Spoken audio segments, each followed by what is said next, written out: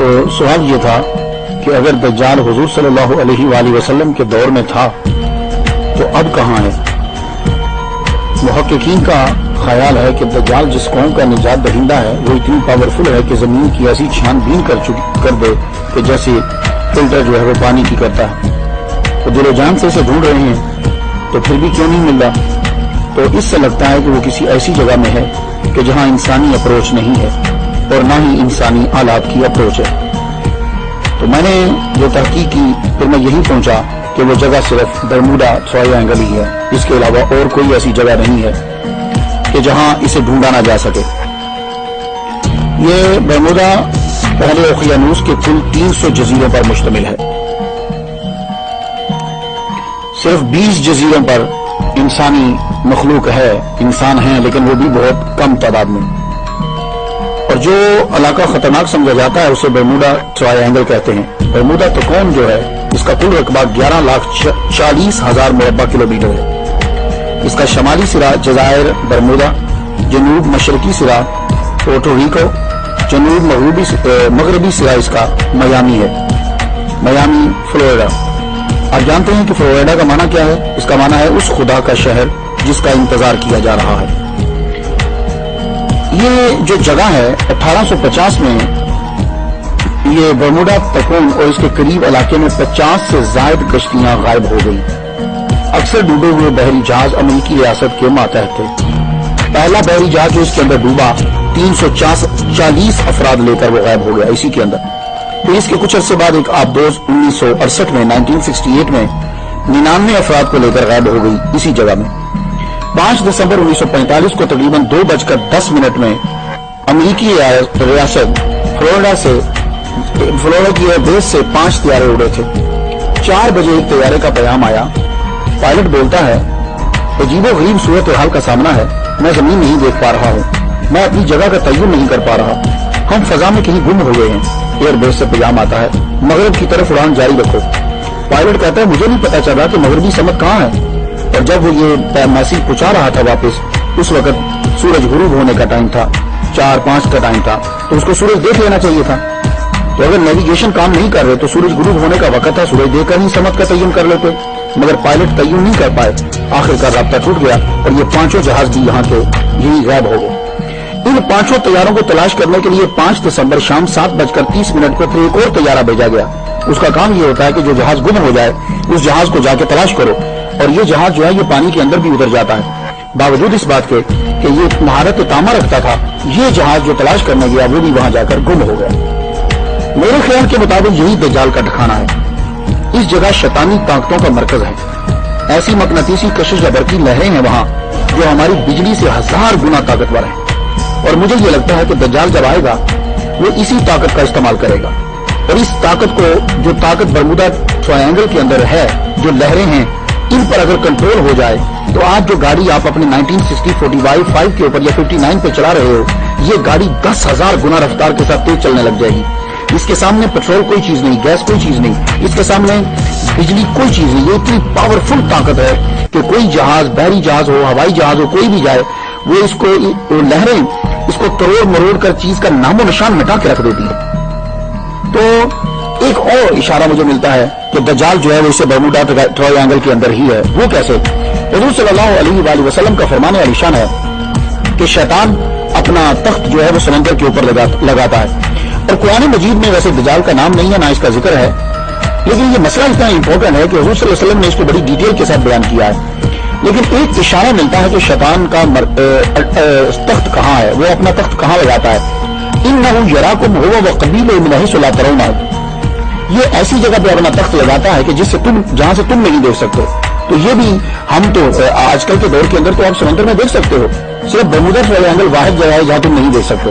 تو پتہ چلا کہ شیطان جو ہے، اور شیطان کا سب سے زہریلا تیر جو ہے وہ دجال ہے. کارآمد اور زہریلا تیر جو تو معلوم یہ ہوا. اور ان لہروں کو کیوں پیدا کیا گیا؟ برمودا ٹرائینگل کے اندر اتنی پاورفل طاقت کیوں ہے؟ وہ وجہ یہ ہے کہ دجال کو وہاں چھپانا ہے، ادروائز تو نکال لائیں گے، ڈھونڈ لیں گے اسے. تو یہی. لیکن ایک اور میں ریسرچ کرتے کرتے ایک بات مجھے معلوم ہوئی کہ 2 ڈاکٹر کہتے ہیں کہ ڈاکٹر جیمس اور ڈاکٹر موریس جیسوب، कहते हैं ये दो डॉक्टर जो थे इन्होंने बर्मुदा ट्रायंगल के बारे में कुछ जान लिया था। अब पता नहीं बाद में ये मार दिए गए या क्या हुआ, लेकिन खबर ये फैला दी गई कि इन लोगों ने, दोनों डॉक्टरों ने जो है वो खुदकुशी कर ली थी। बेटर क्या मसला है?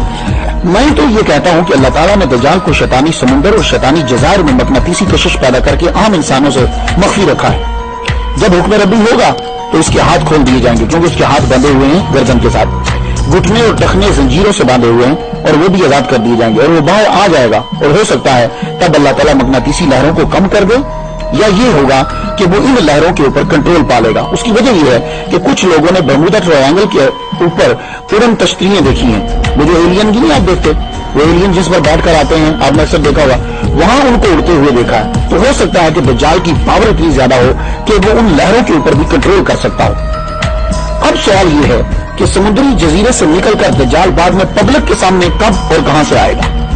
ये तो बात तय हो गई कि दज्जाल किसी जजीरे में ही रहता है, और मेरी अकल के मुताबिक वो बर्मुदा ट्रायंगल के अंदर ही है। क्यों? कि वहां अभी तक किसी की रसाई नहीं है, और अल्लाह ताला ने उसको छुपा कर रखना है जब उसके जाहिर होने का टाइम नहीं आता। अब यह है कि जब वो वहां से आएगा तो फिर पब्लिक के सामने कब आएगा, आलमी ऐलान कब होगा, लोग उसको जानेंगे कब?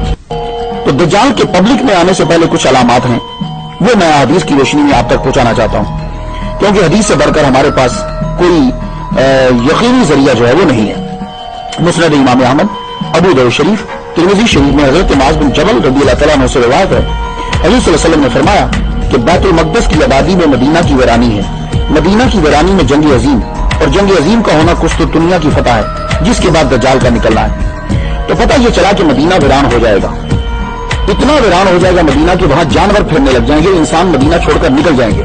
ये दज्जाल से पहले की बात है। और जब ये मदीना वीरान होगा तो बैतुल मक़दस जेरूसलम आबाद हो जाएगा, और मदीना की वीरानी के बाद जंग अजीम होगी, कुस्तुनतुनिया फतह होगा, उसके बाद दज्जाल आएगा। ये दज्जाल के पब्लिक में आने से पहले के मैं हालात आपको बता रहा हूं। एक और हदीस हमारी मदद करती है ये जानने की कि दज्जाल के ज़हूर से कबल हालात क्या होंगे। बारिश बंद कर दी जाएगी अल्लाह ताला के हुक्म से, और रिज़्क़ जमीन पैदा करना बंद कर देगी। हज़रत अबू उमामा बाहिली रज़ियल्लाहु तआला अन्हु से रिवायत है, हुज़ूर सल्लल्लाहु अलैहि वसल्लम ने फरमाया दज्जाल के ज़हूर के पहले 3 साल सख्त होंगे। पहले साल अल्लाह ताला हुक्म देगा, ऐ आसमान तीसरा हिस्सा बारिश रोक दे, ऐ जमीन तीसरा हिस्सा ज़राअत रोक दे। दूसरे साल अल्लाह ताला फिर हुक्म देगा, अब जो बाकी बचा है उसमें से कहेगा अल्लाह कहेगा तीसरा हिस्सा बारिश रोक दे, जमीन को हुक्म देगा तीसरा हिस्सा ज़राअत का रोक दे। तीसरे साल अल्लाह ताला हुक्म देगा, आसमान बारिश मुकम्मल तौर पर बंद कर दे, ऐ जमीन तो मुकम्मल तौर पर अपनी ज़राअत रोक ले, ताकि जानवर जो है वो भी मरने लग जाएंगे, क्योंकि जानवर तो घास खा लेते हैं, ऐसी चीजें खा लेते हैं। तो यानी गोया कि जमीन पर घास उगना भी खत्म हो जाएगा, जानवर भी मरने लग जाएंगे।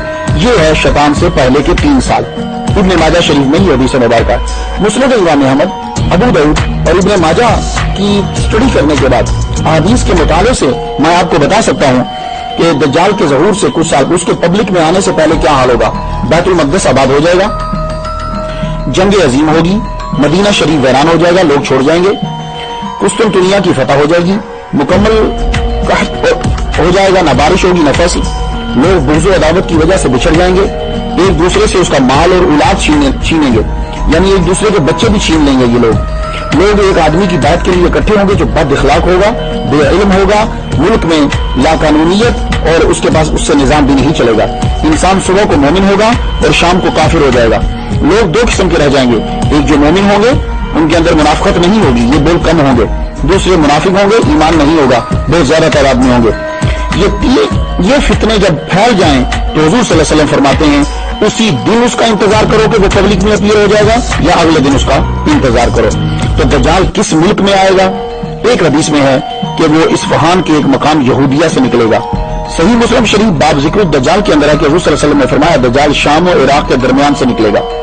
हो सकता है कि वो निकले तो शाम और इराक के बीच से, मगर पब्लिक में ऐलान तब हो जब वो इस्फहान, ये ईरान का शहर है, वहां के यहूदी बेताबी से उसका इंतजार कर रहे हैं। हो सकता है कि जब ये वहां पहुंचे तो पूरी दुनिया में खबर जो है वो आम हो जाए।